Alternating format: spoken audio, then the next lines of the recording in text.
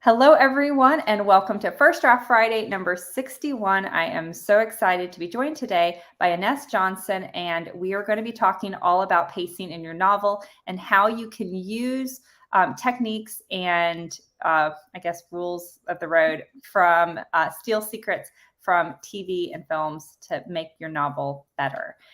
So I am beyond excited about this. Me and Inez go, I say way back. I feel like we go way back. In all the years, absolutely. So, but it's, as you guys will see, she's a fantastic instructor and conversationalist on the matter. So without further ado, and I forgot to say, my name is Alessandra Torre. I'm with Authors.AI. Without further ado, Ines, do you just want to introduce yourself and give the audience just a little bit of background? Sure. Hi, everyone. I'm so excited to be here. I'm so excited to meet you. As Alessandra said, I am Ines, and as I say, I write kissing books. I come from the world of television. I was telling Alessandra I originally wanted to be the next Sesame Workshop. We all remember Sesame Street. I grew up on TV. I grew up on Saturday morning cartoons. I grew up on after school specials. If you read my books, you can tell because there's always some kind of a lesson to be learned in there. And so when I was in school, these are the techniques that I learned. This is how I learned story. And I just assumed that everybody knew this stuff. So when I would go to these conferences and I would start talking about, oh, I saw how you did that there in your book. You just used a novice. And people would look at me like, who? What is she talking about? Or I would start talking about the beats of television, or I would start talking about what we call buttons, which is how you go into a commercial break, but you keep the viewers, at the edge of their seats. And so I would just be throwing out this jargon and people would just be like, she's crazy, but she's making sense also. Let me ask her I some more want questions. to know more, but I have no idea what she's talking about. So I learned because in television writing, it's often you're around a writer's table. It's not just you who's writing, so you have to talk to other people. So there wasn't this whole debate about plotter versus pantser because you had to talk to other people. So you had to at least outline your story because someone had to know what you were doing because it was going to affect what they were doing in, say, a 13 episode season of a television show. And so we had to be able to communicate with each other about certain plot points, about certain beats. And in doing that, there were also rules that you need to follow because unlike the chapter endings, we had commercials to contend with. We had different channels to contend with. We had the bathroom break and the snack break to contend with. So we were taught these tactics to keep the viewers in their seats for that 2.5 minutes or for the 7 days or until the next season. And I just simply transferred these things that I knew how to do over into my books. And what you just said, like, it doesn't, I just realized how difficult it would be if we only gave our readers like a chapter at a time or like 3 chapters at a time. And then they had to go 7 days and then we had to remind them or get them. It had to be so captivating that 7 days later they would remember, oh yeah, I need to go and read another 3 chapters. Like what a Herculean task. I don't know if I said that right, but so, and I am, another thing I just realized is would you know, like when the commercial breaks were like 8.5 minutes in and you would have to then write something that had a bit of a cliffhanger exactly at 8.5 minutes in? Exactly what you had to do. That has been 1,000% what you have to do. It's very formulaic, which I don't understand why some writers some authors balk at formulaic because television is $1 billion a year industry. So they're doing something that works with these formulas that are keeping people in their seats. They're having them talk about it over the water cooler. That are having them rage at, I can't stand that I have to wait. They're doing something right. So I think when people are doing something right and they're doing it consistently, I sit up and I pay attention to that. Yeah. And I'm throwing this at you without warning, but are there any TV shows that you like nailed the writing? Like if I, as an author, wanted to watch something and really be like, this is what it's done right. Are there any TV shows that you really recommend? Anything Shonda Rhimes. Shonda Rhimes studied. See, here's the thing. When I was in the writer's room, not everybody there went to school for this. There were like philosophy majors and people that just came off the street that had a good story. But Shonda Rhimes is my goddess because she studied this. I think she got the Disney Fellowship, which is like incredibly hard to get, but it's basically where they come and Disney basically teaches you how to ABC, teaches you how to write. she understands it, and you can see the technique in what she does, and you can see it over and over again. It's why she became such a household name. I mean, watch Queen Charlotte. She's doing it still there. Grey's Anatomy, Scandal. She uses the techniques that I learned in textbooks, and she does it flawlessly. So anything that she does, just watch and take notes. I love that. Mm-hmm. Okay, so let's talk about a little bit of these techniques. And by the way, anything that you hear that you want more of, because we only have 25 more minutes, so we will only be able to do a very light dive. But Ines does have a full, can you talk a little bit just about your course that you have that's in this topic?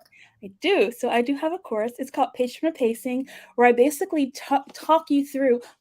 I learned a lot of what I learned by just sitting and watching television. And then when I got to school and I got in the writer's room, that's when I started to get the language to be able to communicate it with other people. So one of the things that I do in Page-Turner Pacing is I tap into what you already know that you don't know you know.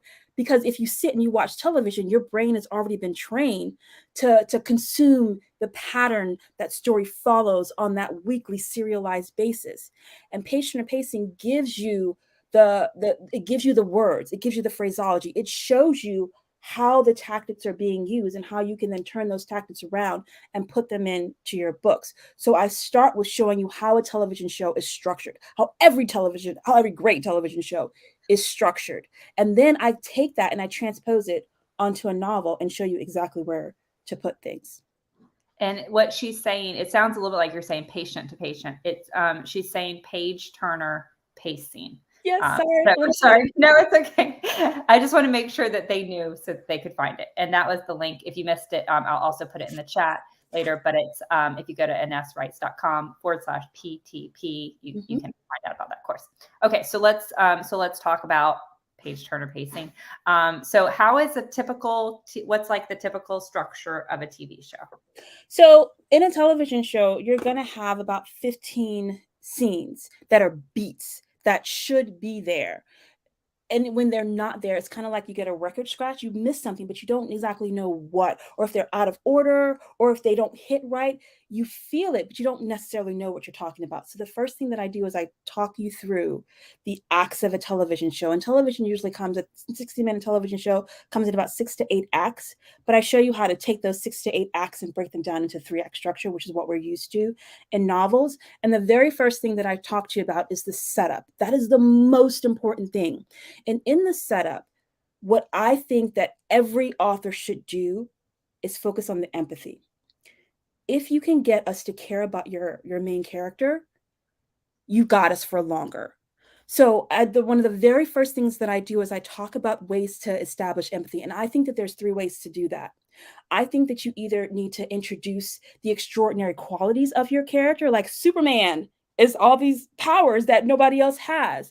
Or even if they're ordinary in an extraordinary world, that's a second way to introduce empathy, because you're like, oh, they're an average Joe or Jane, and everyone else around them or this world is super extraordinary. And that also makes you lean in. And the third way is doing what we call saving the cat. And you do that metaphorically, because we all empathize when a main character does something to save someone else, like climbing up a tree and saving a cat. Or think the show Buffy the Vampire Slayer. When we meet Buffy the Vampire Slayer, this hits all 3. Buffy the Vampire Slayer, when we meet her in the pilot television episode, we see first that she's in an extraordinary world. There's vampires in this world. Oh my gosh. Then we learn that she's an extraordinary person because she's the Slayer. This petite, pretty little girl is the Slayer who can kill these vampires. And then she saves the cat. If you remember in that pilot episode, the character Cordelia, who is the mean girl, she's mean to Willow. And Buffy, instead of following Cordelia's lead and trying to be popular like Cordelia, she saves Willow, making her the metaphorical cat. She did all 3. And that's one of the reasons why we absolutely love Buffy. Well, now I have to see Buffy the Vampire So never had an interest before. Now all of a sudden I want to know more. Yes. Okay, so when we're looking at a novel, you said there's 16 beats in a 15 to 16 in a TV show, 15 in a TV show. So 6 to 8 acts in a television show and 15 beats that constantly repeat themselves. Okay, and then when we move that to books, how many beats are there? versus acts in a book? This is where I start to lose a pantser, when I start talking beats.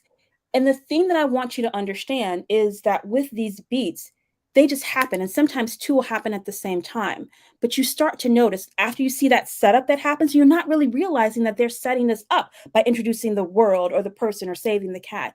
The next thing that happens is that character will talk about what they want, that goal that they have. And sometimes they don't say it out of their mouth. Sometimes you see them doing it, or someone kind of says, oh, it looks like you're going to do this. And that's the goal, that want that they have that's going to propel them forward. Then they make a plan, and sometimes they don't vocalize the plan. Sometimes they just start to do it. And as they start to do that plan in order to get to the goal that they have, an obstacle gets in their way. That all happens in the first act of a book. And it often happens in the first act to the first two acts of a television show. And we don't necessarily, it's not drawing attention to itself, but it's there. It's always there. And if you sit down now and you watch a television show and you look for these first four beats, you're going to see it. I love that. So when we talk about pacing, and when you're talking about like pacing a novel, it's not necessarily how quickly like a scene is moving. It's where it's ramping up or coming down, or what is pacing? So pacing can be two things. Pacing can be the speed of how you do this, but pacing is also having one step in front of the other. I like to focus on having all these steps, not necessarily in order, but they're all present. And when they're all present, that's when we're like, oh, I can keep going with this thing. I think pacing speed-wise depends on the length of your novel. It depends on the genre or subgenre of your novel. So I see these two different things. And I don't really like to talk to people so much about the speed. Like when I think speed, I often think length or genre. I like to point to these key moments, these key beats that should be there, that'll keep your reader hooked and keep the pages turning. That's why I say page turner pacing, because if you miss one of these, the readers kind of be like, they don't know that they missed it, but they know that something is off. Yeah, their interest level is droops, right? Mm-hmm. Because our minds are so trained, because we consume so much of that TV. We're inherently looking for this pattern, even though we can't name it. I love that. And so if I know that I typically write 70,000 word books, right? Should I not even focus on the word length, or should I say, okay, I know I want these 3 acts, and that basically 25,000 words in, I should be done with these beats. See, I'm a writer, not a mathematician. When people come at me with those numbers, I'm just like, just have the beats, just have them there. But just write them and see what happens. See where you end up. Some people's brains need the guideposts, and I understand that. One of the things, because I was a film major for one semester before I went to television, where I belong. But one of the visuals that they would use is a clothing line. I know we have dryers now, but when I was younger, we had clothing lines, and you would basically put the very first pacing point, which is that setup, and the very last pacing point, which is in television we call an open door. We'll talk about that. And if you don't have any clothespins in the middle, that sheet that you're trying to get dry, it's going to sag. So the visual that I'm so used to is that you would put each of these clothespins, and there's about 15, you would put one at equidistance, so that you stretch the story out so that the clothing line would dry and your story would be supported. I'm not a stickler for how close or far apart that you put them together. I'm a stickler for have 15 clothespins there so that your story is supported. Okay, I before I go to my next question, I do want to get to one from the audience. So Mama Duddy, I hope I pronounced that name right. Ask from YouTube, what are your favorite pacing craft books? See, that's the problem. I came from TV, and I'm years old. So a lot of the textbooks that I use are 25. Yeah, I think a lot of us are years old, right? But a lot of those textbooks are not in print. So one of the ones that I can think of, and a lot of them don't focus on this. A lot of this I really learned sitting down at the television table, or being in a lecture hall. The one book that I always point people to, and it's a film book, but it's called How to Write a Movie in 21 Days. And she's one that uses the clothesline metaphor. I think that is even, you can easily translate what she's telling you to do in that book into a book. So that's it's really old. I think they just turned it into an ebook, and it's really thin. But I think that's going to be one of the best ones. There really isn't much in terms of television.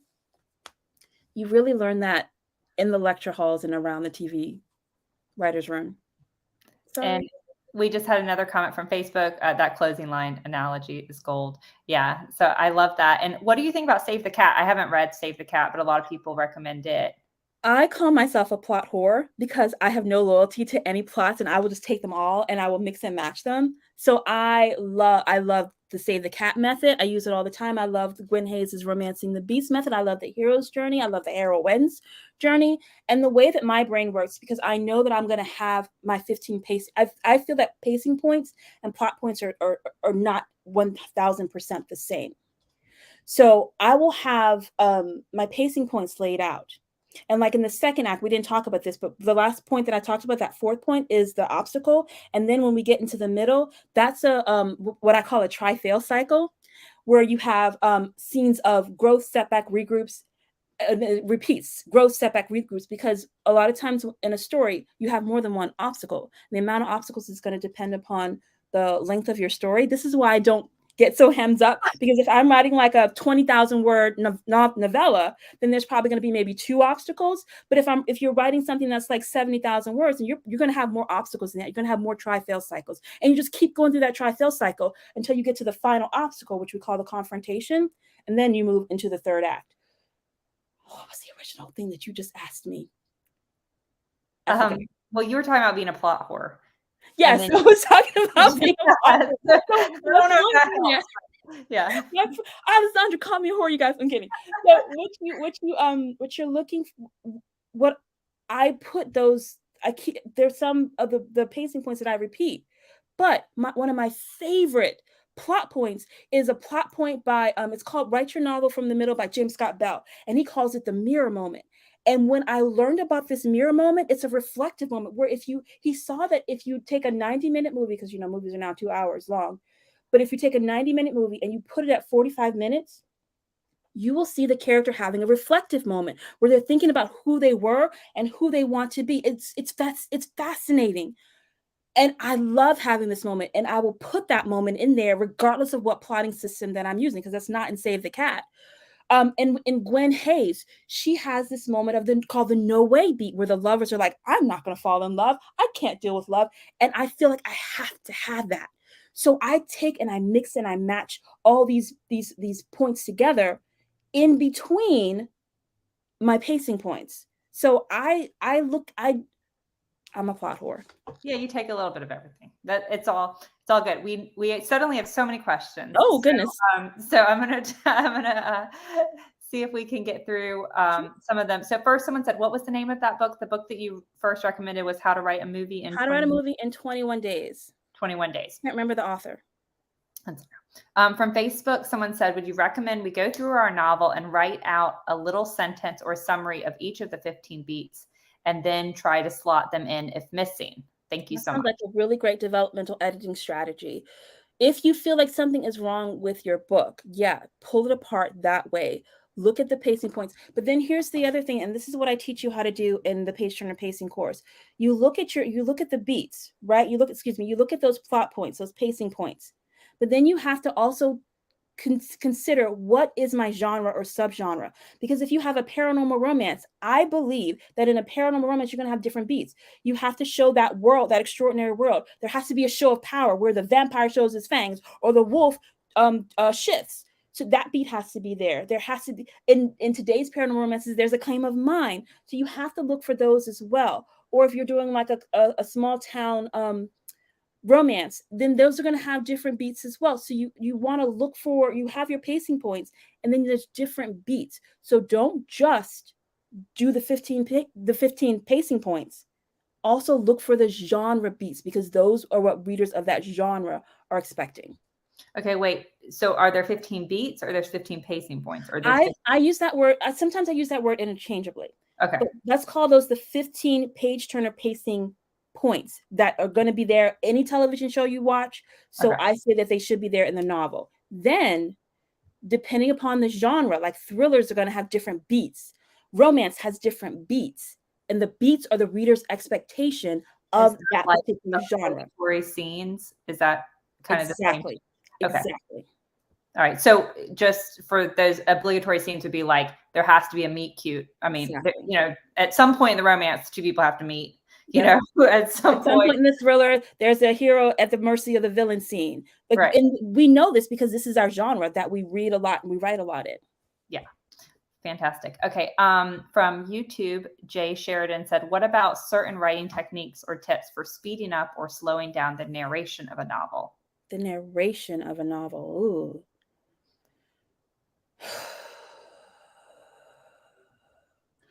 You stumped me for the narration. I write dual perspective romance all the time. So I know how to slow up or speed down the actual pacing speed. And that's usually in Act 2 with the amount of try-fail cycles. When you're talking about the narration. Or he or she is just saying like the telling of the story, I think is what they're just asking. Like any tips for speeding down or slowing down the progression. That's not the tell. If we're talking about the telling of the story, of the events, the plot line of the story, then I think that really happens in Act 2. And that is a matter of, again, that whole that try-fail cycle, that growth, setback, regroup that happens in a try-fail cycle. That's what I think that is. And they clarified just mean the movement in general, like the movement of the story in general. I think your pace really comes to life in Act 2, where your character is going through ups and downs, and the types of ups and downs that they go through. That's where I think that comes into play. So if they feel like it's slow and they need to speed up, should they do shorter scenes? Yes. Okay. Yes. Eliminate scenes. What scenes? Like delete scenes, like cut scenes, eliminate them, or just keep the scenes and just... Here's an idea. So another thing that you can do. So in television, we talk about leads, hooks, and sequels, and we talk about there's 4 ways that you can lead or launch into a scene. And there's let me see if I can remember this. So in launching into a scene, there's narrative, there's action, there's setting, and there's one that I'm forgetting. Like a lot of times narrative can slow things down because it becomes very inner monologue, inner dialogue. Maybe try action instead of that, or maybe try to pull us into the setting. Those are other ways that we can speed stuff up, like starting in medias res. Yeah. Those are the only things that I can think about. You're going to make me think about that question a bit more, though.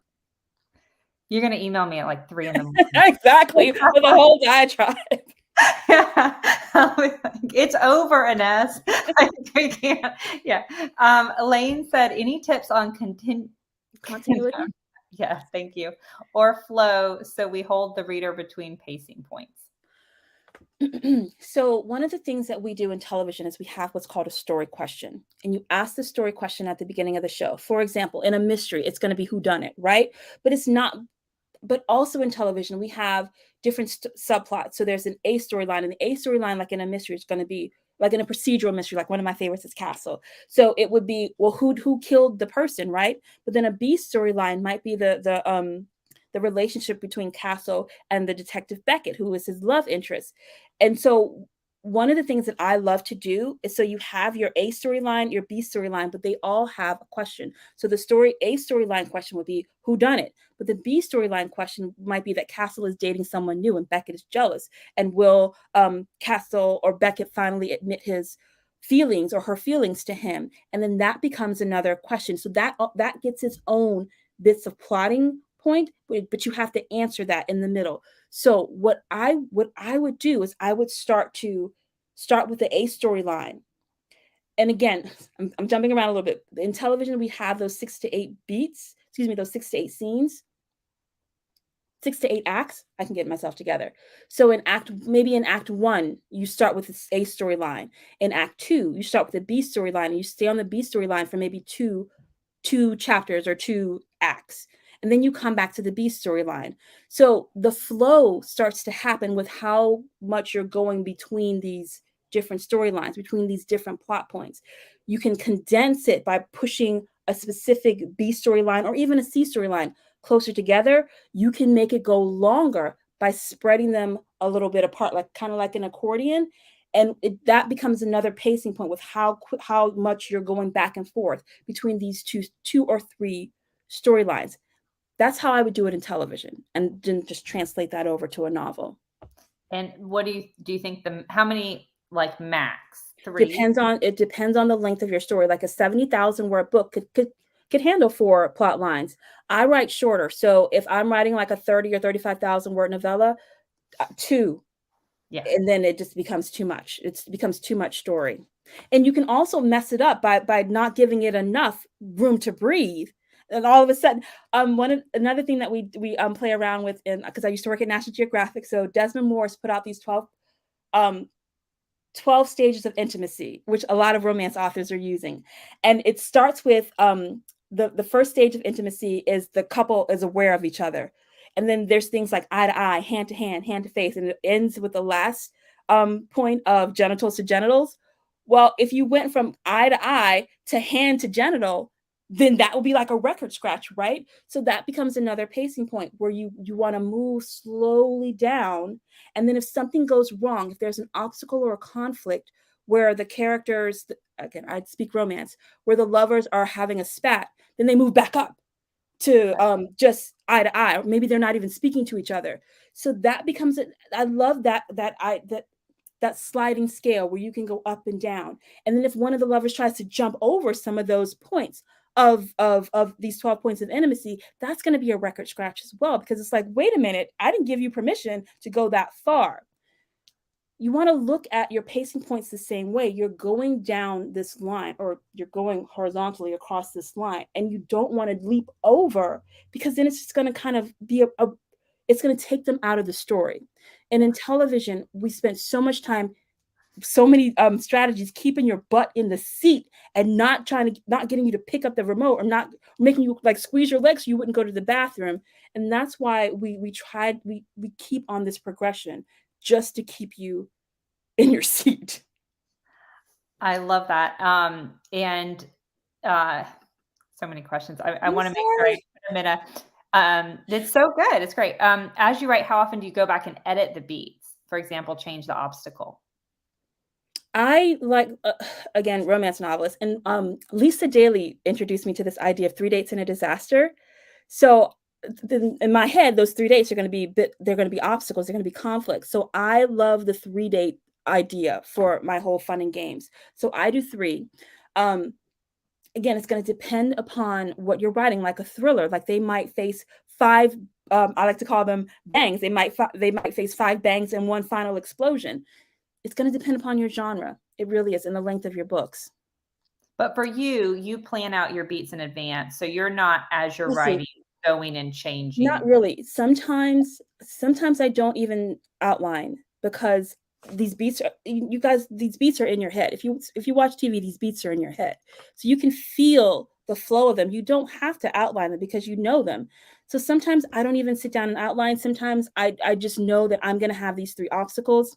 Sometimes I might pull an obstacle 4 that I had planned, and then I have to plan an even bigger bang. But no, I don't really go back and edit in that way. Mama Duddy said, what if it's just a contemporary romance without anything dominant like a mystery or action suspense? Do you have any tips on rotating or having different storylines with that? The tropes. It's going to depend upon your tropes. If it's a contemporary romance, if it's secret baby, or maybe it's military, or it's a billionaire, you got to think about the tropes, because each of those tropes can become a different storyline. So you could have all 3 of those tropes in your contemporary romance, and each of them, I would say, you need to have a mini plot points for. So then it becomes about the tropes inside this contemporary romance. Yeah. So whatever the conflict is in your story, that can be a storyline. Exactly. And then also their love story and their progression is a storyline, but the conflict is brewing or whatever. So exactly. And if it would, like, if it was a secret baby, well, at some point the father is going to find out that there's a secret baby, right? If it's the military, baby is going to make an appearance, right? if it's military, let's say she was the soldier and she has PTSD, then at some point they're going to have to address that. So each trope that you employ has expectations that you need to follow up on. Yeah. That's fantastic. So we are already out of time. I'm sorry, guys. No, there's no such thing as talking too much. Great questions. Thank you so much to everyone who joined us live. As I know that we just scratched the surface of this topic. So again, if I'll be talking more about it at InkersCon. Hey, Ines will be we'll both be flying out to Texas in just a couple of days for InkersCon. But if you want a deep dive into this topic, if you want to know more, be sure to check out Ines's course, InesWrites.com/PTP, which stands for Page Turner Pacing. Yes. Okay. Fantastic. Thank you all for joining us, and we'll be back in another 2 weeks with another First Draft Friday. In the meantime, I hope you guys have a fantastic weekend and that the writing flows.